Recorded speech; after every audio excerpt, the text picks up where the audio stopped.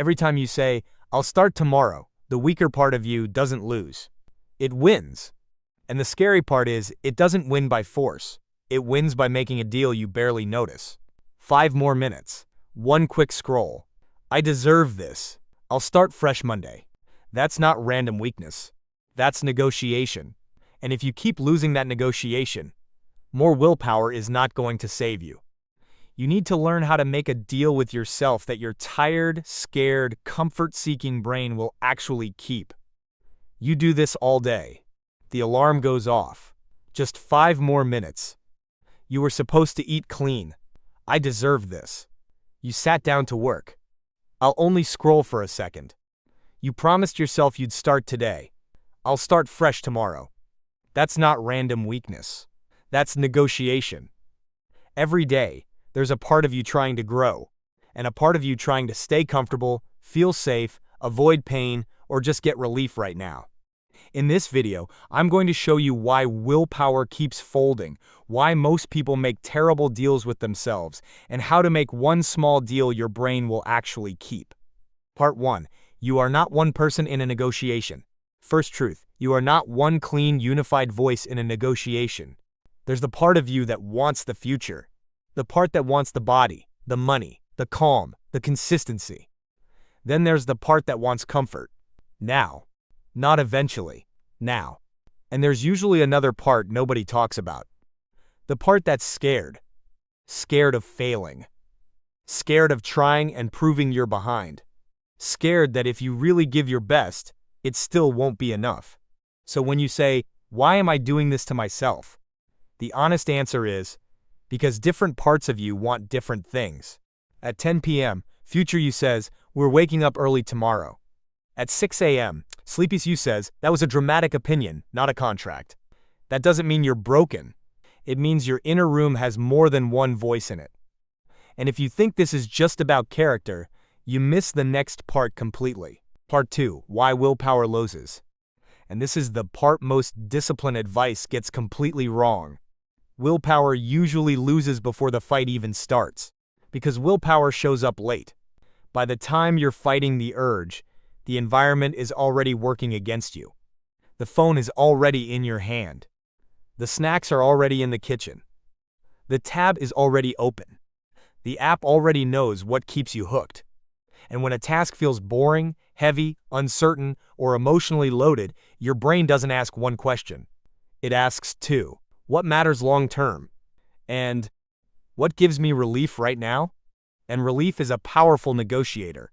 That's why someone can care deeply about their goals and still procrastinate on the report, skip the gym, order the late-night food, or spend an hour on TikTok after saying they'd just check one thing.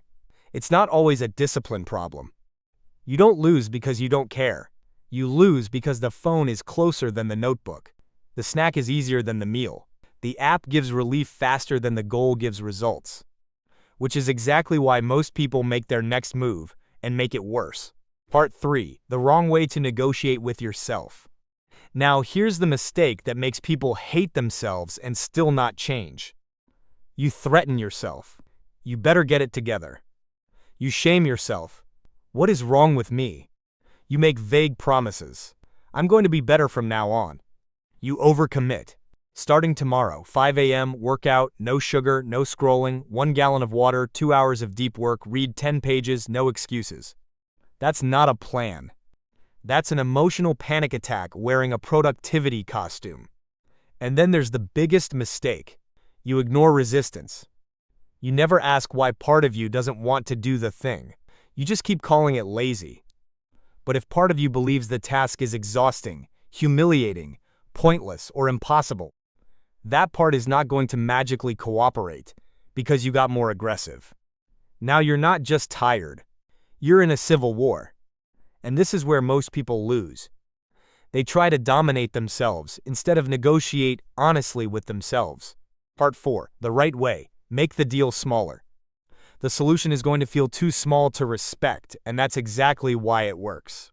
Make the deal smaller. Smaller than your ego wants. Smaller than your fantasy self thinks is impressive. Small enough that the resistant part of you doesn't slam the door. Don't say, I'm going to work out for an hour.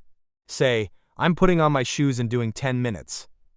Don't say, I'm never doom scrolling at night again. Say, tonight, the phone stays across the room until the first page is done.